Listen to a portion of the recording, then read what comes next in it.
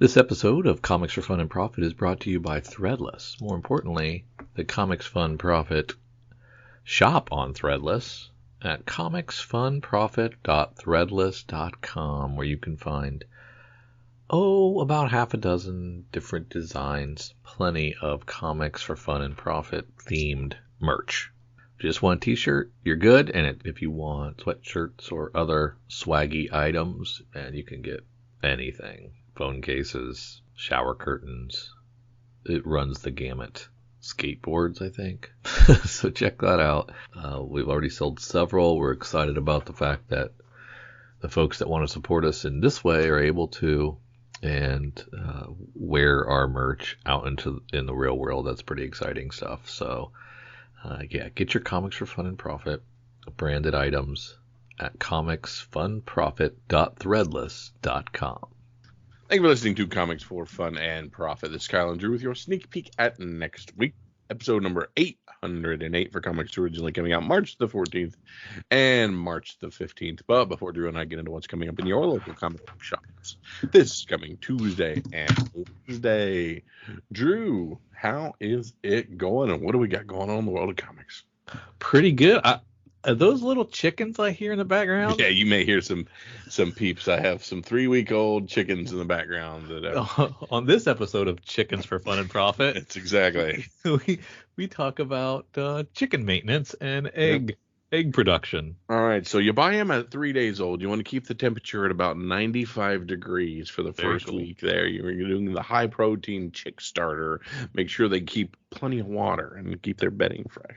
That's good to know. At what point are they big enough where they can just go out in your yard and eat bugs and stuff? It just depends on the weather. So, like, I'm not taking them out till the weather stops getting down to the 40s in the evenings. So, we probably got another 4 weeks. And then when will they be big enough to lay an egg? A year from now? 4 months. 4 months they start laying eggs? Actually, closer to 6 months. Sorry, 6 months. I paid $6 for a dozen eggs the other day, so it's pretty tempting. Let's get to cranking them. Yeah, let's give them some steroids and get those things pumping out of there. So, that's awesome. So we'll have to do a special Chickens for Fun and Profit on our Patreon feed for our patrons. Jason reached out with a question he may have asked before. If a movie studio gave each of you $1 billion, what movie series, not Marvel or DC, would you make into a movie? Run. I'd just take it and run. I would make a $1 movie and I would keep the rest. I have a ton of Image comics that I would want to make. You'd be doing all these stupid crime noirs though. I would. It would be a lot of Brubaker movies. I do Southern Bastards. Yeah. I definitely want to do that. I'd probably want to do all the BKV stuff that I would pick up. The stuff that got canceled. Yeah.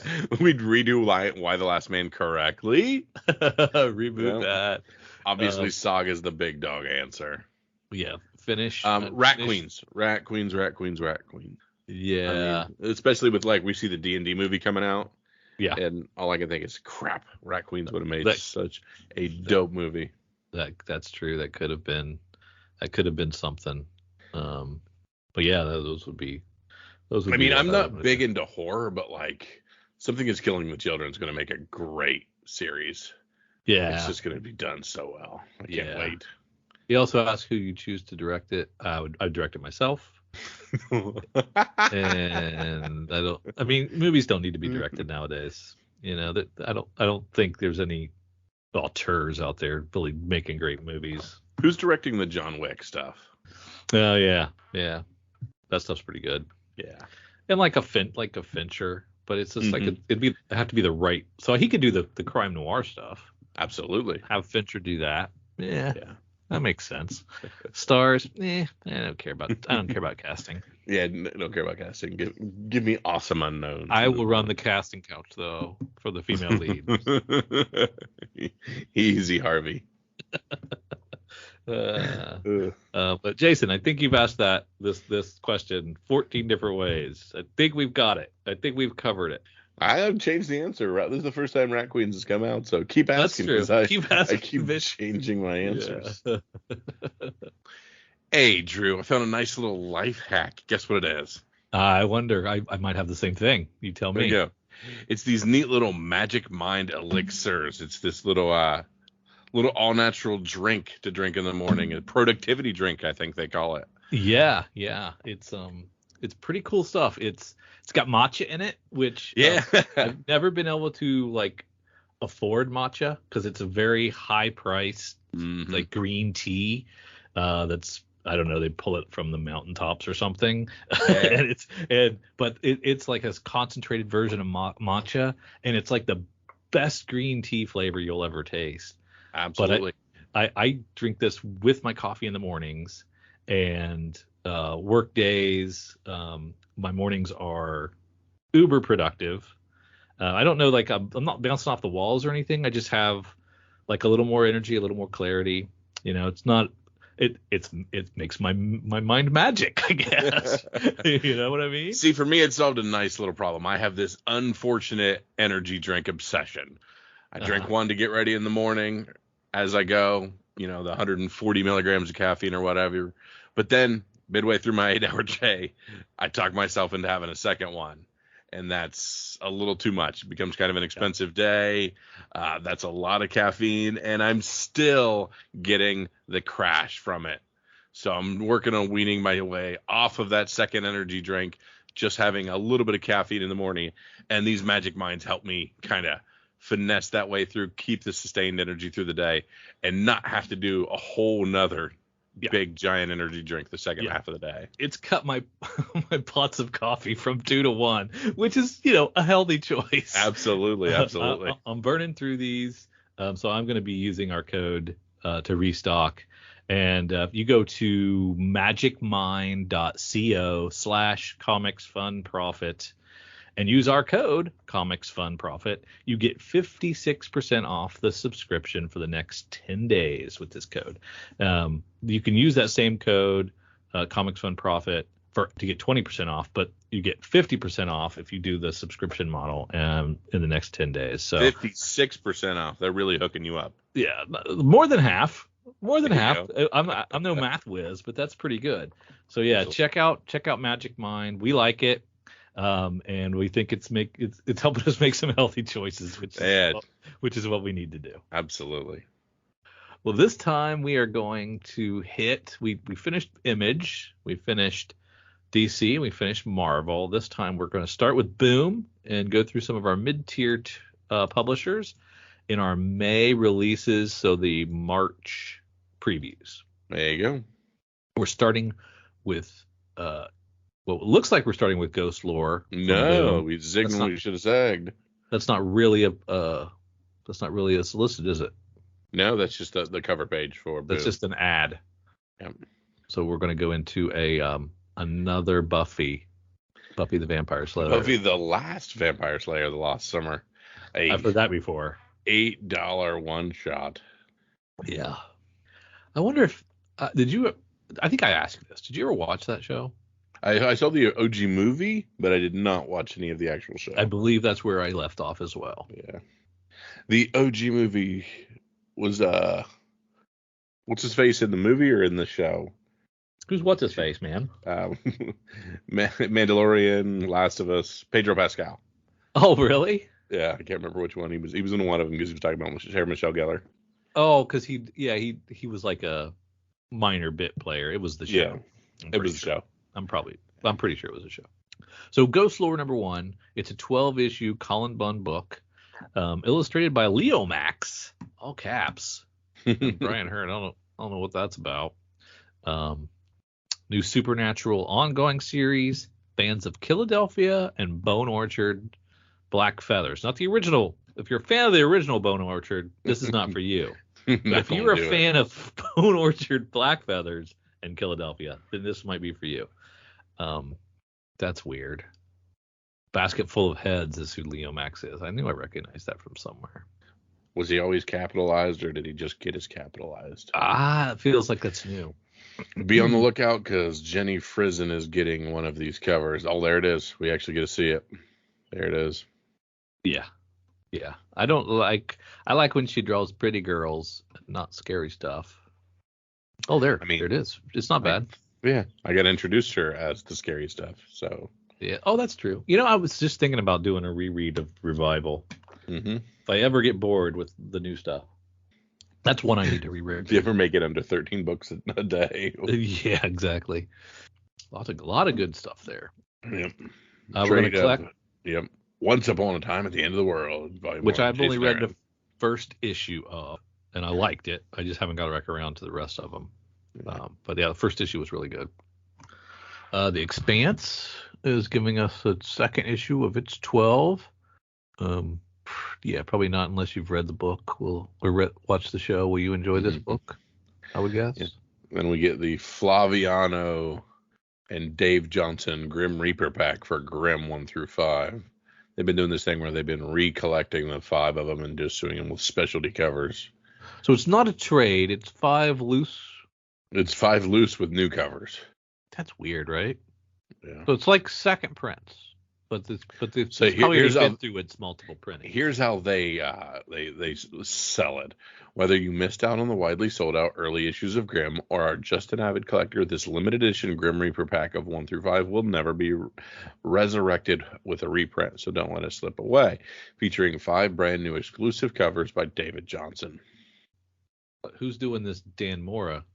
Where's this Dan Mora cover at? Oh, is that from the Expanse? Yeah. Before? Okay. Yeah. Yeah. Not as good. No. And then we're going to do a trade for Grimm 2, Volume 2. House of Slaughter on 15. Win Book 3. The Seasons Have Teeth, 2 of 4. That's the Dan Waters book. Neighbors is 3 of 5. It's a freaky deaky cover. Ooh, and there's an Ninja Lee cover. Harrower finishes up with its 4th issue. Mosley finishes with its 5th issue. Eve, Children of the Moon gets collected. Yep. Don't think I read that one. It was the weird stuffed animal thing. Oh, that's right. Incorruptible, the complete soft cover by Mark Waid. Power Rangers 108. They are doing the action figure covers as well. Magic Soul and Stone, not the Jed McKay written Magic series. It's a different one. Yeah, this is $25. Yeah. Collects Magic Johnny Goldmane #1 and Magic Nahiri the Lethomancer #1. So it's a collected edition of just 2 trades. Yeah. Or 2 singulars. Dune. It's on issue 5 of 12. Buffy the Vampire Slayer. This is 13. The OG Buffy the Vampire Slayer, not to be confused with the last Buffy the Vampire or whatever we started out with. Yeah, this is it's just the rebooted one that hit like issue 200 and some. Yeah, maybe we'll pull the legacies out when we need them. Yeah, that's it. We're sliding into Dark Horse. Miss Truesdale in the Fall of Hyperborea. This is another Mike Mignola verse. Yep.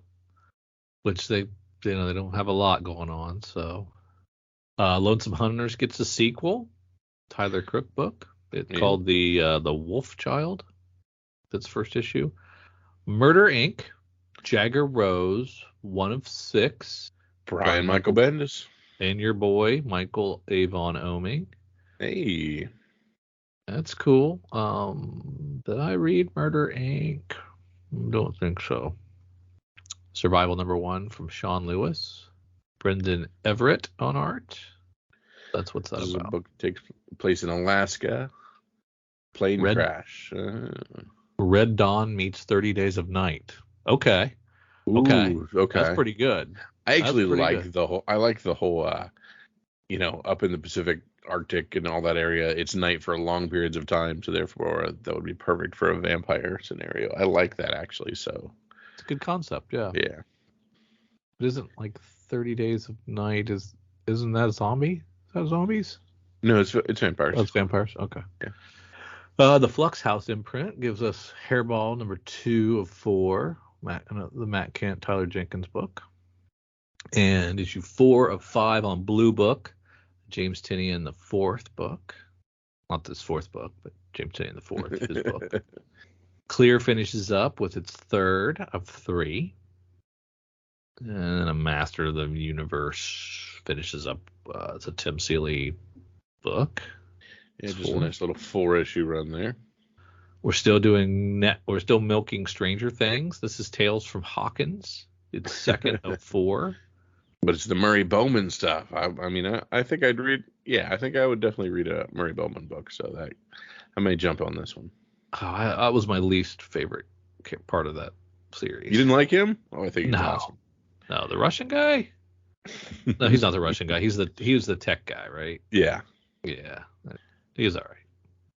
Star Wars High Republic Adventures 7 of 8, and we're not even getting covers on these. Interesting. Same thing with High Republic Adventures Nameless Terror number 4. Just because we're behind, you think? That's exactly what I was going to say. It's not because it's anything that we're not allowed to review. We just are far behind. Yeah. Same thing with Hyperspace Stories number 8. The Great British Bump Off. I'm probably going to read this because it's a murder mystery. Mm-hmm. Even though it's campy looking. Probably going to read it anyway. All 8 Eyes. It's like a Monster Hunter book. Jaws meets Arachnophobia. Well, no, All 8 Eyes, I was going to say it's spiders. Yeah. Where Monsters Lie. It's issue 4 of 4. This book, first 2 were really, really cool. Enjoyed them a lot. Serial Killer Town is discovered. A lot of different serial killers living in a little cul-de-sac. And I'm hoping that it's popular enough that they do another volume. Because I'm already halfway through and they're just kind of scratching the surface. There's so many different ways they can go. Right. You know, Kyle Did I know that Masquerade was a Kevin Smith book? Yeah, you did. Did I? Okay, I just forgot. I think so. This is part of his secret stash press imprint. Assassin's Apprentice finishes up. Last one on that one. Final Skull and Bones. Skull and Bones, yeah. Space Job finishes up with its 4th issue. And Order and Outrage has one more. So next month, nothing from Dark Horse. I was going to say. Everything's finished. Maybe a toy or something. There you go. Not much there. They don't have a lot of new ones launching. They better crank up the old comic machine. Everything's lying and waiting for June. Maybe Dynamite will rescue us. They're gonna give us Maleficent. Oh, Disney. They're leaning back into Disney. Yep. Did they have done this before? Well, we had Scar previously. Oh, that's right. So, villains, here we come. That is cool that's a Jai Lee cover, though. I do like that. Vampirella versus the Superpowers, an all-new mystery from Dan Abnett. Dude, how cool. I'm wondering if, because we got a bunch of covers from Maleficent, is it going to go the ways of the Vampirella covers? Oh, we're going to do some cosplay, right? We're going to do some Cheesecake Maleficent. Well, will Disney allow that? That's my curiosity, because they sure picked a partner that loves to. Yeah. I wonder if they've done their research. And Vampirella's giving us tons and tons of variations of that. I don't know. I'm still hitting Vampirella. Still scrolling through 10 pages later. Holy moly. Then we get to Elvira in Monsterland. I thought we just did a new Elvira. Guess we're going to just keep doing that. Keep on keeping on. Ain't mine in that area as well. Yeah. And we got the collected Elviras. We've got Is that Elvira? Elvira? Is that who I'm looking at there in that picture? With the red hair? No. You don't think? No. Yeah, 176. You don't think that's her? Correct. Who is it? If it's not her, who is it? Cassandra Peters. Who's that? Looks like a writer. Is Elvira alive? I don't know. I do not know the answer to that. We need to find out. That may actually be Elvira. I think that's just her without her wig on. Yeah. I think if you look close, I think you can see it. I think it's up. I think that's her. Very well, could be. I'm not real versed on my Elvira. No. I think she used to have like a late night show. Yeah. Like bad movies Mm-hmm. or B movies, not bad movies. Pathfinder Wake the Dead #1. Fred Van Lente. Of course, Pathfinder is just a different version of Dungeons and Dragons. Is that an Elvira Ouija board? Yeah, I pointed that out earlier. They call it a switchboard. Awesome. That is cool. Pathfinder, is that one of the... Have you played that with... I have.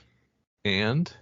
It's fun. It's similar to D&D rules from 2 than it is from 5e and stuff. So, really fun action economy. So that means it's just easier? a title. I would say, yeah. But it's just a different way of saying that we're essentially writing D&D type stories with D&D type archetypes. So the Advanced Dungeons and Dragons continues to evolve their rules, whereas Pathfinder just picks an era of D&D rules. Is that what you're saying? See, I don't know the complete difference between what 2e and what Pathfinder 2e is, but it just kind of stuck with that rule set and went with it. So, like, if I dug out my Player's Handbook and Dungeon Master's Guide and Monsters Manual from the late 80s, early 90s, would it be, like, null and void? You could play that, but, like, there's a lot more freedom to do a lot of different things in 5e, and there's a lot more power creep in 5e and stuff, so, I mean... Gotcha. So I would get my ass handed to me. If I'm playing with the originals... I would be nerfed compared to what the new stuff is. Yeah, I mean, of course, obviously a DM's going to try to pull you back in, but yeah, hypothetically, some of the newer classes with a bunch of the newer stuff they've pushed the limits, as it were. Gotcha. More Scar. So Dynamite's just going to lean into that. So it's basically going to be like Marvel's kid comic arm, I guess. It's just a nostalgia machine as much as it can be a nostalgia machine from this, and then like I said, next is Gargoyles here, and it's crazy. But it's doing the all agey Star Wars titles. Yep. And some other Disney connections. So it's just weird that you can have 16 books here with all agey, and then 40 nude Vampirella covers right after it. And then nude Vampirella. Yeah, you really should pick a lane. Yeah. I mean, do the people that like work on the different books, like they have different offices? Are they separated? Yes. Never to be spoken. Or the deviants doing the nudie cheesecake covers like right next to the Gargoyle people? Yeah. Darkwing Duck. That's hilarious. Or is it the same guy? Yeah. Then we have the second issue of James Bond for King and Country. No, I'm sorry. King and Country, yeah. This is Philip Kennedy Johnson, who was just named for... What book is he taking over? Hulk, maybe? I think he's taking over Hulk. Not sure on that one. Barbarella on issue 4. I'd like the going back to the 007. I like the Leslie Lee. Oh yeah. The Lyrics cover. I think those are she can do good work. I'd like to see more covers from her. Deja Thoris continues to be a thing. Draculina also exists. Exists. Mad Balls and Garbage Pail Kids. Yep. Trying to get Kyle's generation to part with some money. Purgatory must die. Yeah, I mean, I guess the horror genre, I guess, is still, Yeah. has its fans. Siren's Gate 5. Apparently that's the werewolf thing. Okay. And that's it. That's our mid-tier. The classic mid-tier. The classic mid-tier. It used to be a little healthier. Who used to be in there that's not in there anymore? We're missing a publisher. I'm trying to think of who it is. Who left? Boom. No, IDW. IDW. Yeah. IDW is gone, and so that does take out a chunk. They need to elevate an AWA, an Aftershock, a Titan. Some of the pick a publisher with enough market share that puts out, hell, even if it's a half a dozen, 10 books a month, you'd be on par with some of these other three that we're going over, right? Oh, yeah. But you need to elevate somebody to this mid-tier to make it a little meatier. Because these three, I mean, slim pickings, man. Yeah. Slim pickings on some of these publishers. Just was it Dark Horse we were just looking at? That like everything was ending. Like everything is on its final. That's not sustainable. You're not filling the pipeline. Oof. All right, that's enough whining. Let's head on over. Look at some CBSI jewels that they found. Yeah. We're going to head on over to comicbookinvest.com. Look at their hot 10 books. The hot 10 books for March the 3rd. We're a week behind. And we're going to start with our very first item, Stargirl and the Lost Children #4, the Todd Knock 1 in 25 variant, which is commanding $100. Like all three covers of this issue, can't find anything in the guts of it that's of any real significance, so this must be just cool covers. Low print run comes into play as well. 2 out of the 3 check marks that make a modern book hot. So this is Stargirl and the Lost Children, but it's actually a Flash cover. Yep. From the Golden Age. Yeah. That's an interesting take. Confusing. I can see the appeal. You can't afford these books. You can't afford the Golden Age versions of these. Okay.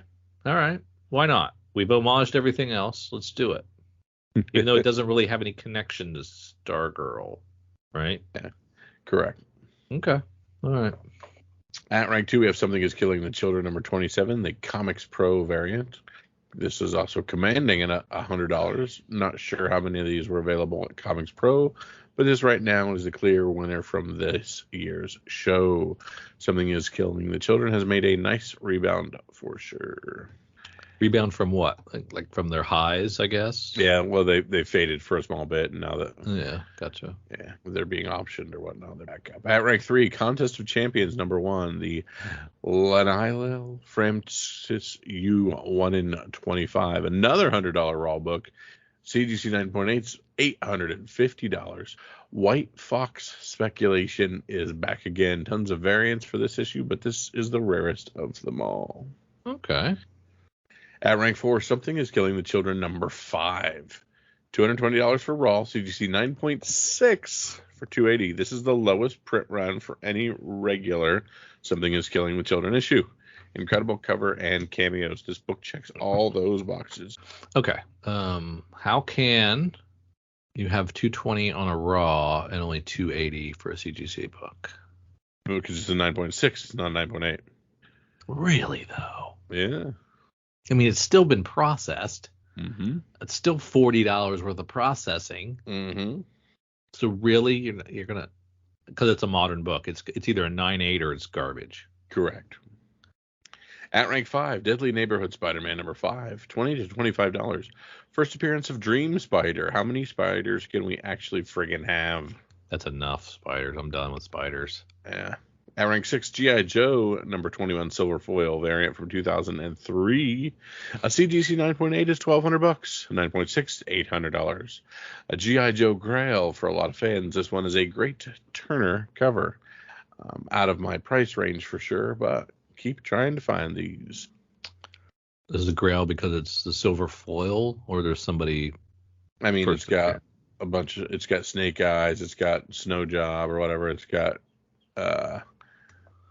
The Baden bad guy. Yeah. I can't believe you're pulling these out from your childhood. Yeah. It's a good one. At rank 7, Star Wars The High Republic, The Blade. #3, the Lenil Francis U 1 in 25 variant. $40. First cover appearance of one of the albino twins from The Matrix and Hellboy. That's a joke, right? Correct. That's not true, that actually. At rank 8, The Mandalorian number 8, the Terry Dodson 1 in 50, is a $50 to $60 book. Not surprised that people would want a nice little solo Grogu variant. Slightly surprised that it isn't selling for more, but I think the lack of an original story in the guts turns off many to this series. Somebody who has been whining around about that from the very beginning. Yes, 100%. At rank 9, we have Battle Chasers number 1, the Joe Madureira variant. CGC 9.6s are $230, 9.8s $325, Raws $90. No offense to Mads, but this is literally one of my top 10 worst covers ever. I think it's cute. Why do we hate it? He's just not a fan. Too much booty. Too much booty. Gotcha. I mean, it's very disproportionate, and if you look at like what's going on with the boob there behind the hand, it doesn't make a whole lot of sense. But it looks like another elbow. Yeah, it's great. Yeah. Gotcha. At rank 10, Echo of Future Past number 1 was a $20 to $25 book. Now it's a $40 to $50 book. Interesting run on Bucky O'Hare books this week. Couldn't figure out any particular reason for that. If you know some reason why that would have happened, please feel free to comment why they're going up. Yeah, it's like the painted cover look. Yeah, it's interesting. And honorable mentions: Veronica 197, $50 for direct and $60 for newsstand. These Archie books from this time period are not very easy to find, and this is a Christmas book. Yeah, okay. And the other honorable mention: The Thrill book, October 1st, 1919. Wow. $29,000. Dang. From what I can tell, it is assumed that there are very few of this pulp in existence, like maybe even 20 or fewer. 100-year-old books are not something you see every day. 100-year-old disposable comic books. I mean, that's amazing, right? Yeah, that it's lasted this long. Yeah. Drop that beast in a top loader. I might spend the money on the Mylar for that one. Yeah. Very, very cool. I believe it's FOC time. All right, FOC is, of course, our final order cutoff. It's where Drew and I are given one last chance from our good friends at Cowabunga Comics and Direct and Deep Discount Comics, where they finally say, you know what? You guys might have screwed up when you were ordering from previews. We'll give you one last bite at the apple for the discounted price before these things shipped, and you got to chase it on the secondary market. So Drew and I are going to go through and find out what the good stuff is. We are heading over to Lunar Distributions and look at the March 12th items for DC. The wrong one. So it needs to be 312, right? Yes. Gotcha. You'd think you'd have this figured out by now. Speaking of having it figured out, Art Germ's got it figured out. Batman 134 cover C is a beautiful punchline cover by Art Germ. And Frank Cho has the cover D 1 in 25 that Drew won't let me pick. An amazing cover. Mm-hmm. Yeah, I like them. I like them both. Very nice. Then, yeah, you want some screaming covers? We've got Batman and the Joker, the Deadly Duo 6. We've got the Sienkiewicz B and the Sienkiewicz C. If you want a murky Batman screaming or a murky Joker screaming. No offense to my boy, everything you want. Bill Sienkiewicz, but did he run out of time on the B cover? Or are we just not seeing it in its glory? He lives in shadows, Drew. He lives in shadows. It's just like, it's like, you know what? I got the teeth done. What else do they want from me? I am just going to put the rest of it. I'm just going to get my black crayon out, and I'm finishing this bad boy up. And ironically enough, if you look at cover E, the 1 in 50, we have exactly the opposite. Somebody who put a million times the detail into this face of our good old cop.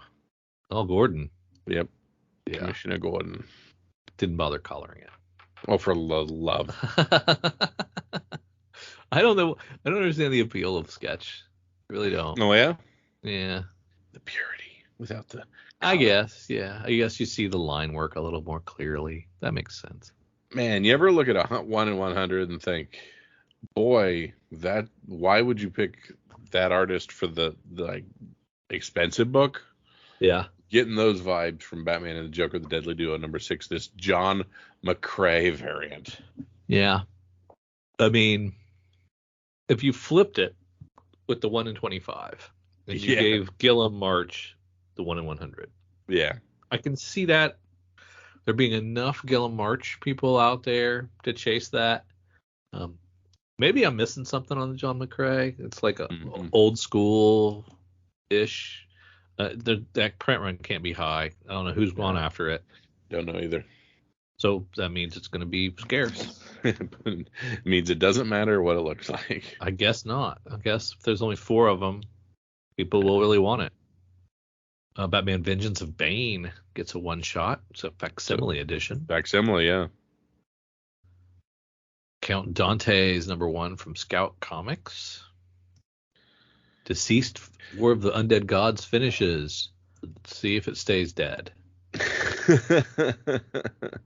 Its 8th issue comes out. First 3 from Comic Exchange. No, not Comic Experience. CX. See how that is. Interesting. Somebody cool is taking over Flash. I can't remember who it is. There's going to be a new Flash creative team coming as well. That Lee Bermejo. Lee Bermejo doing Flash? No, sorry. I said look at that Lee Bermejo, that Joker, the Man Who Stopped Laughing 7. Cover B. Still not there. It's literally at the end of the page you were looking at. Or the next page. So it's like the Flash books, and then it's the end. Okay. So where does this... Is this... sought after Lee Bermejo, or just another Lee Bermejo? Just another feather in his cap, another really good looking. Okay. All right. Whereas this Francisco Mattina with the rows of teeth, that I could let's never look at that book again. Yeah. Oh, I know. Flash is Cy Spurrier and Mike Deodato, and Wonder Woman is going to be Tom King taking over that one. Maybe. Might get me to try it. We just talked last week that we are not Tom King haters. Nope. But I'm not a huge fan of Wonder Woman either. That's true. Let's save that for next week. Previews. Yosef 1957 #1 is another Comic Experience book. Looks like it's about the Russian cosmonaut dog sent out into toward Sputnik. Only it's a monkey, not the dog, a monkey. That's completely different. Yeah, sounds familiar too. I think somebody's done that story. Yeah. Poison Ivy with its 11th issue. Get a really neat Seb McKinnon painted cover. I like that a lot. It's kind of ethereal. Get a foil version of that as well. Jessica Fong. That's a good cover. No Frizen though. No, I was just about to say no Frizen though. She's doing that work over for what was that thing that launched that you were looking at? Oh shoot, yeah. I was just seeing her on the cover. Maleficent. Yeah. She was doing a Maleficent cover. No, it was something else, but yeah. I don't know what Soko #1 is, or what Sumerian, I guess, is the publisher, but it's about Serbian beat caps. It's unique. On damage. Junk Rabbit #1. Jimmy Robinson. Okay. Hey Kids Comics comes out with its first issue. Yeah. Well, its 3rd volume. I don't think Junk Rabbit did it for you during the preview stage. So I'm not sure if FOC is going to grab you either. It might not. Love Everlasting is on issue 6. Is that the final? I don't know. No, still an ongoing. That's good. Finishes up that volume. Phantom Road on issue 2. That was first issue was really good. Jeff Lemire, Jordi Belair, Gabriel Hernandez Walter. I don't know. I liked it. I hope it continues to be good.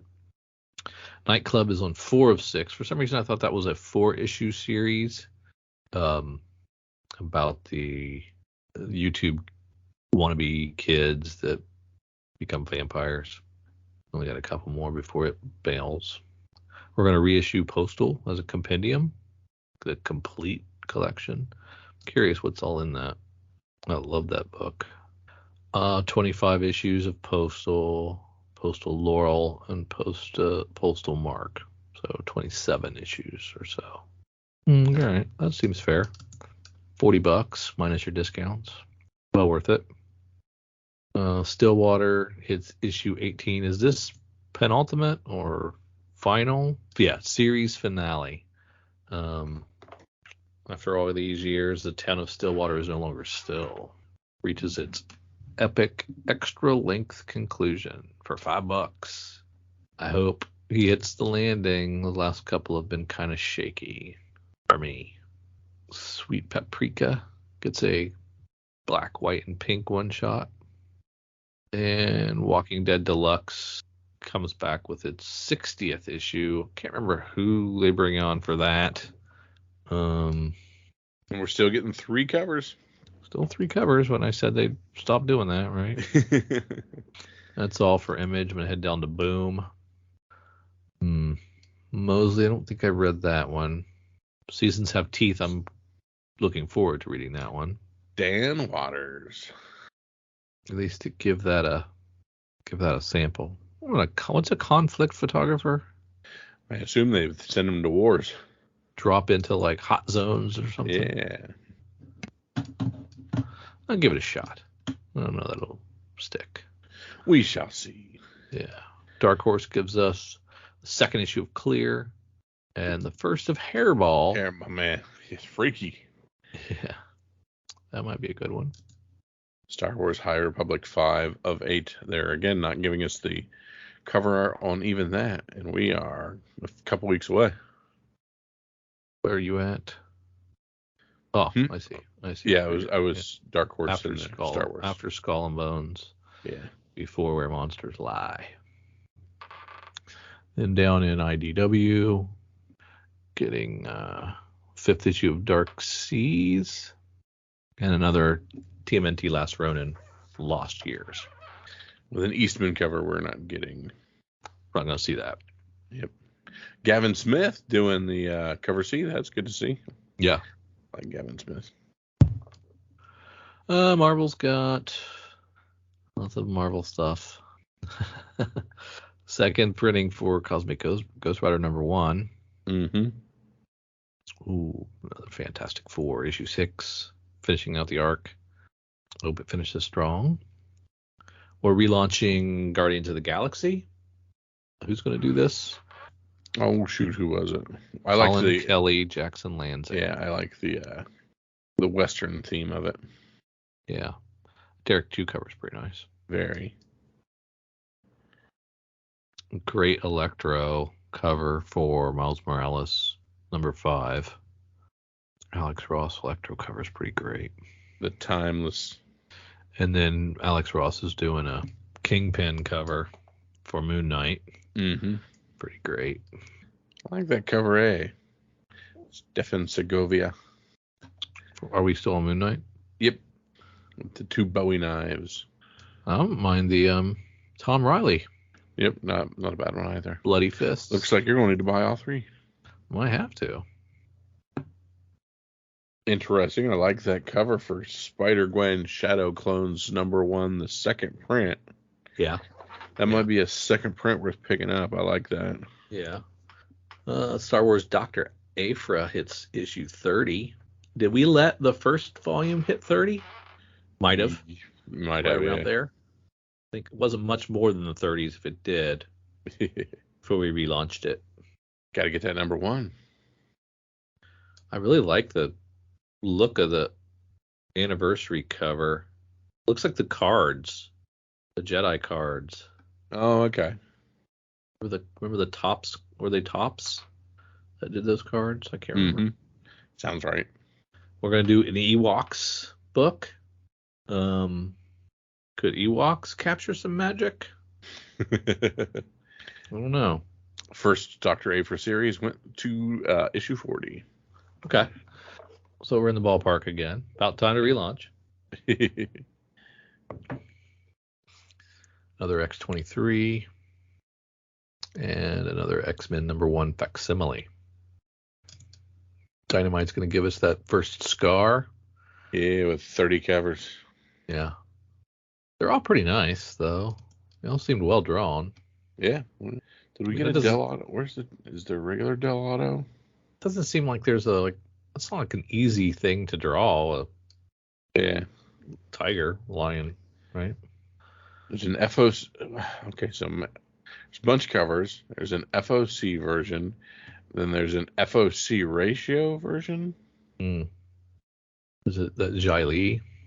Yeah, and then there's also a Del Auto Red Virgin variant that we're not getting the art on. But man, I bet Del Auto's knocking that out of the park. We don't get to see Del Auto's version. I wonder if that's just independently orderable. I wasn't seeing it anywhere else. Curious. Sweet Candy Vigilante finishes that up, and then our back half stuff. Cinderella versus Queen of Hearts from Zenoscope. Count Dante hits #1. That's from Scout, which we might have caught up in the earlier stuff from Lunar. Griffin, spelled Gryffen, #1 from Whatnot Publishing. Looks like some sort of weird Star Trek thing, and honestly, your spelling has already scared me off. That's enough. I've seen enough. Augie and the Cockroaches, #1 from American Mythology. On what we're going for there. We got more Gun Honey has a trade. Okay. Yeah. Hopefully they have all those covers in there. It would be nice. Yeah, it'd be smart. And that Sako we mentioned earlier as well. I like those. All right. Kyle, is it a slam dunk for you? You got one locked and loaded, or you got to think about it? SpiderGwen Shadow Clones #1 second print. Greg Land. All right. How about you, sir? No, I'm obviously thinking about it. So I think I'm going to have to go with Seasons Have Teeth. That's from Dark Horse, or from Boom, the Dan Waters book. And shout out to whatever the Del Auto book is for Scar that we didn't get to see. Yeah, not quite sure. Yeah. Heading over to Cover Price. Check out the secondary market rush and see that the #1 book is Deadly Neighborhood Spider-Man #5, the Juan Ferreira regular cover. Of course, this is our, we talked about this earlier, Dream Spider. 64 copies on the secondary market, 25 for a raw haul, but you can get them for 17. At rank 2, we have Unknown Worlds of Science Fiction #1 from 1975. Per the Hollywood Reporter, Amazon has acquired the rights to adapt The Day of the Triffids, a 1951 novel by John Wyndham, with Chernobyl director John Rudnick at the helm. However, Marvel already adapted the source material of this very comic, which led many fans to pick up this book in anticipation of the series' release. CGC 9.8 for $595 and $17 for Rawls if you can find them from the 7 days. Here you go, Drew. The Good Asian #1. Nice. Per Deadline, the Eisner Award-winning book is getting an adaptation produced by James Wan. The news propelled this book into the top 10 after a hefty hiatus. A new batch of collectors now have this book on their radar and aim to acquire it. 37 copies sold, $70 for 9.8, $16 for all. At rank 4, we have Spider-Man The Lost Years, #1 from 1995. Hallows Eve's ongoing solo series has finally debuted to a warm reception. Fans of the character have been waiting for it to drop for months, propping her first appearance in this book as Janine Godby onto our list numerous times. That trend continues as fans return to this book once again, tracking 17 copies, high sale of $258 for CGC 9.8, and Rawls for $28. At rank 5, Marvel Superheroes Secret Wars #7 from 1984. Who knew multiple of these would pop, but boy, they are. This book is the first full appearance of the second Spider-Woman, Julia Carpenter. Since August last year, rumors began swirling that the character would appear in Madam Web, A popular rumor at the time was that Sydney Sweeney would be portraying the character after it was announced she'd been cast in the film. Those rumors had lit a fire under them recently, as it has been reported that she would be playing the role, albeit there is no 100% confirmation as of this writing. Boy did track 16 copies sold. I sell $300 for CGC 9.8 and $16 for Very Fine. Something is Killing the Children, number 27, the Comics Pro 2023 book. Talked about this when we don't know the numbers, but we shall see. We saw a high sale of $230 for one of the Raws on this one, but you can get it for about $80. Something is Killing the Children 1, the old number 1 from 2019. CGC 9.8s are $900. Raws, you'd be lucky to get them for $280. Wow. Yeah, that's pretty good. Stargirl, The Lost Children, number 4, the Todd Knock 1 in 25. Hot dang, did this book come out on fire. $88 for Near Mint, Very Fine. Someone was able to get $123 out of one. Yeah. Star Wars High Republic, The Blade, number 3. The Inland U 1 in 25. This run from Charles Soule came out swinging with an interesting story and several first appearances. While the string of first appearances ended here, the story has not. The momentum carries this book, especially since the 1 in 25U variant, as it quickly became the book to get for collectors. 16 sold, $35 for Near Mint. Someone got 55 for one. Star Wars Mandalorian number 8, the Terry Dodson 1 in 50. This is that Solo Grogu book. $45. Maybe lucky enough to get it for 65. 16 copies moved. Yeah, but you paid $50 for it, so is it really worth it? Something is Killing the Children, the 7th print of number 1, the local comic shop day 2020 foil. Holy smokes. This is, I guess, rare-ish. So 23 copies sold. High sale of $90 for a CGC 9.8.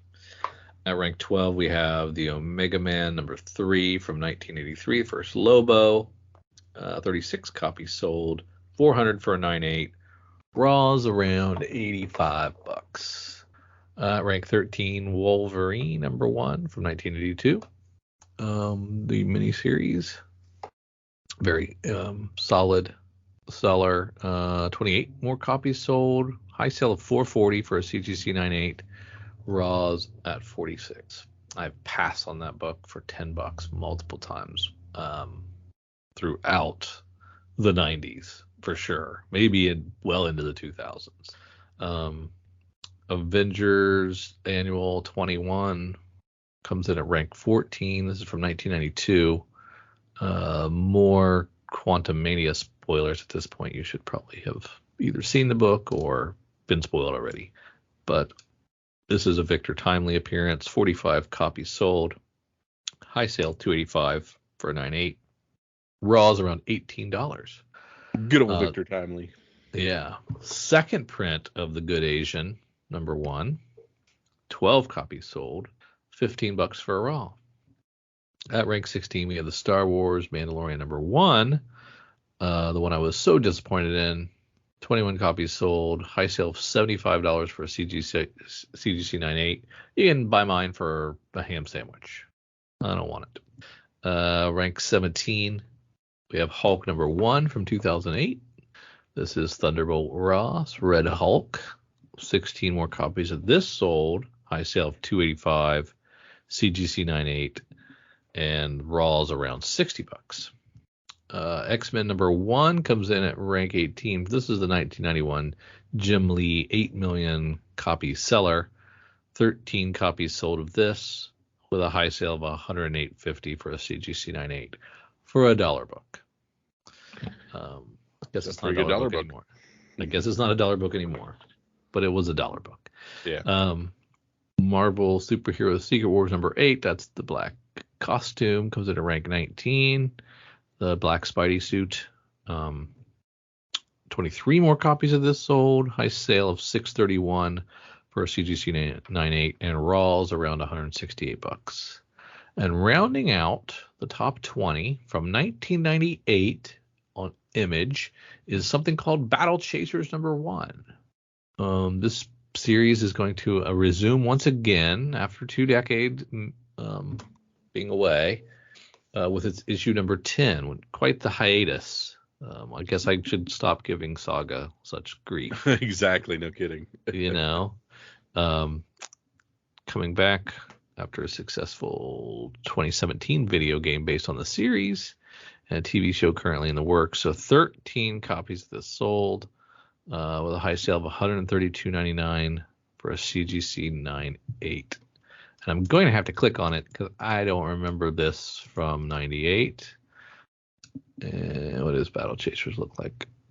Okay. Rings a bell. Also probably several of these in the dollar bins over the years. Mm-hmm. I may have missed. Okay. Alrighty. Let's slide over to our good friends at Lunar and see what's happening with the sneaky and the peaky. Of course, the sneak peek at next week is our fun thing we like to do. We like to see what's coming out Tuesday and Wednesday, and so we're ready to go. We are looking at our stuff for Tuesday, our Lunar releases, mostly our DC stuff. And we have Batgirls 16 with some really good covers.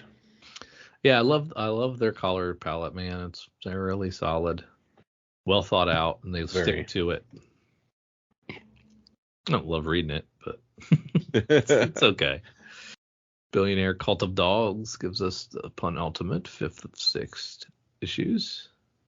Black Tape with issue 2. I'm excited about that. Mm-hmm. That was a fun AWA launch with a cool ACDC homage. Danger Street with issue 4 of 12 with a Joel Jones cover B. Oh, she's still working? She's still working.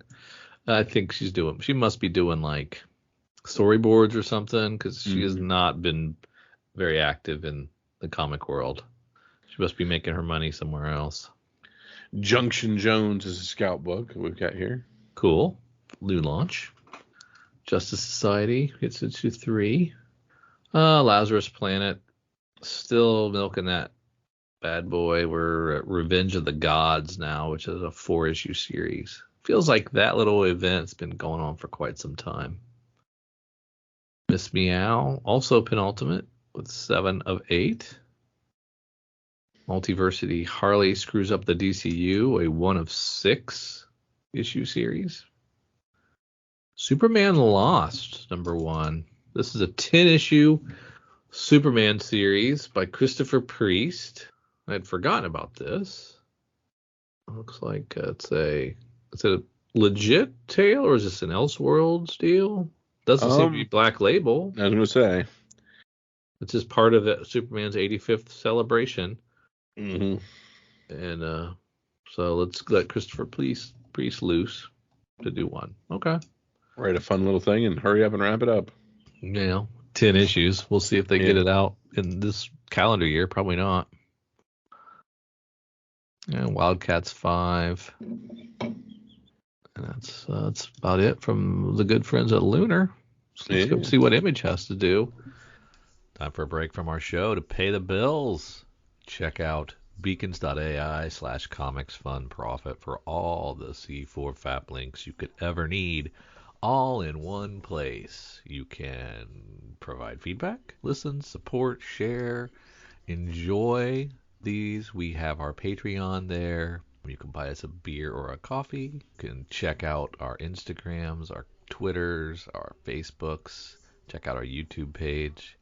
You can email us. You can listen to our podcasts on Patreon, if you're a subscriber, on Apple Podcasts, Spotify, on Podbean. We have Google Podcasts on there. We have an Amazon wish list. You want to buy Kyle and I something?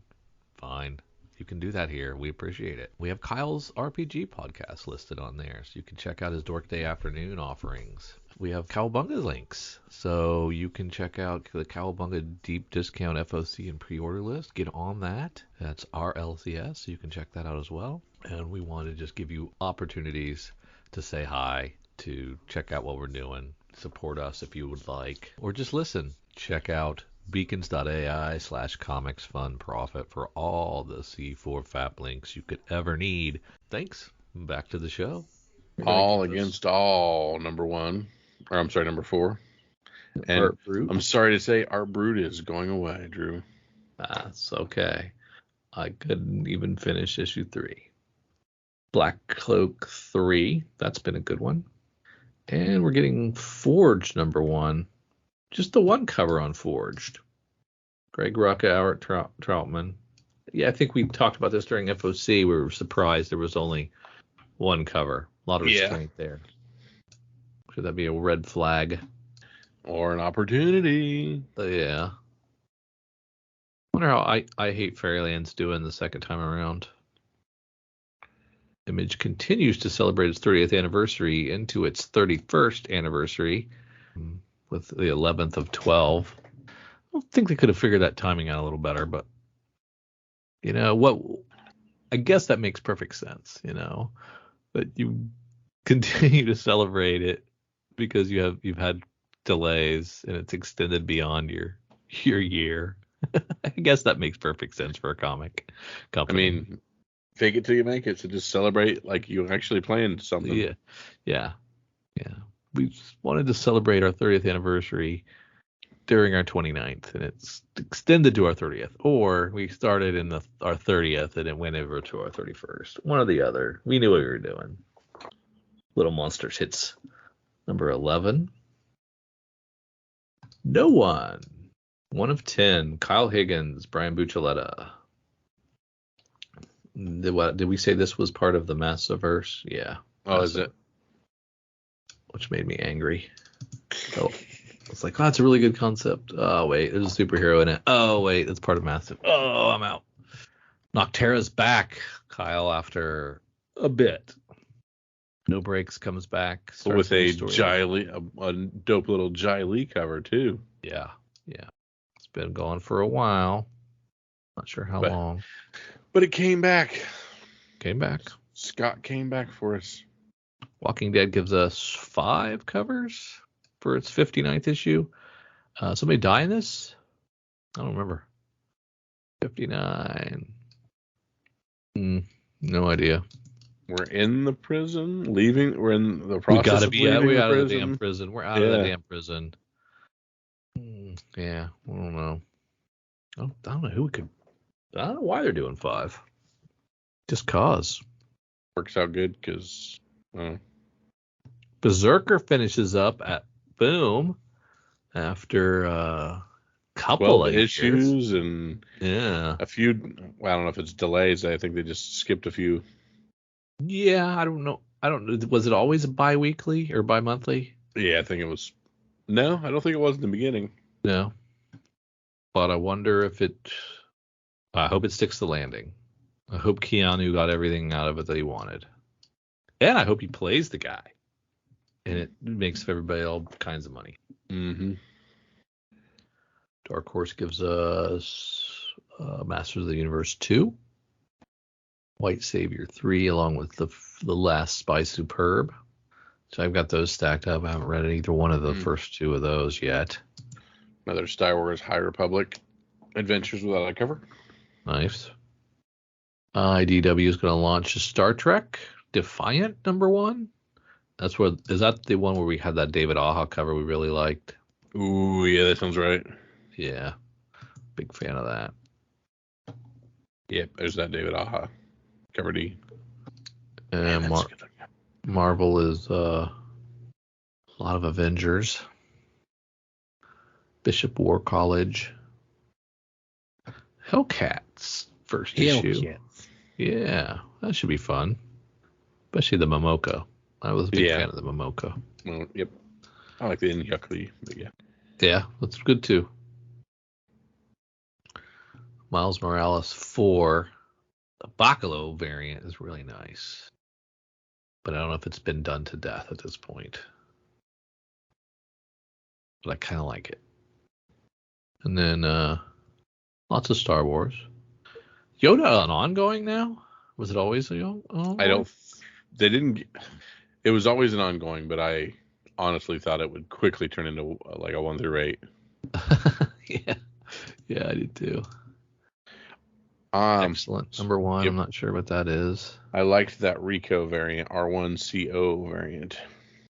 Oh, yeah. Using that same kind of art germ technique. Mm-hmm. Get the shine in the Photoshop tools. Draculina cosplay cover.